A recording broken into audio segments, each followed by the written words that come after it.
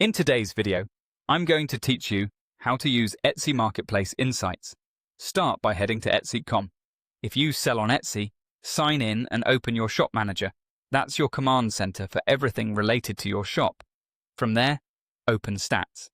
Stats shows how your own shop is performing, but for broader market trends, look for the Marketplace Insights section inside Stats. This is where you can understand what shoppers are searching for across Etsy and how interest is shifting. Use the search bar to type a term you want to understand.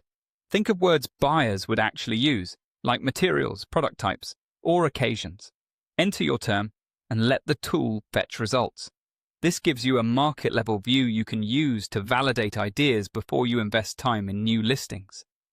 To refine your exploration, move into the pet supplies category and then select dog collar.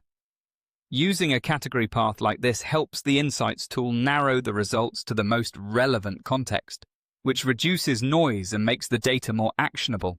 Now you'll see search data for dog collar. Take a moment to absorb what's on the page. You'll typically find indicators of shopper interest and engagement, plus a general sense of competition. You don't need to memorize numbers. Focus on direction and scale. A rising trend suggests growing demand. A crowded space signals the need for a niche angle or higher differentiation. Explore the real-time data from the last 30 days. Short-term trends highlight what's resonating right now. Look for any spikes or dips that may reflect seasonality, promotions, or style shifts. If something is trending up, consider how quickly you could respond with inventory, photos, or copy that meets that demand.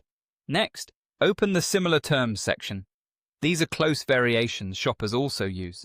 Note which phrases show strong interest with manageable competition. Variations can guide your listing titles, descriptions, and tags, and may reveal sub-niches such as size, material, or personalization. Then, check exploratory ideas. These are broader or adjacent concepts that help you expand your thinking. Use them to brainstorm product lines, bundles, or new angles without drifting too far from your core strengths. Prioritize ideas that align with what you can produce consistently and profitably.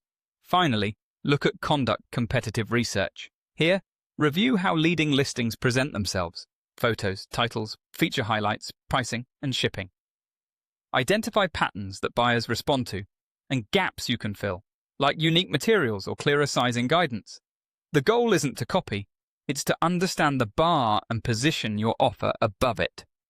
Revisit Marketplace Insights regularly, track what changes week to week, and let the data guide your next move.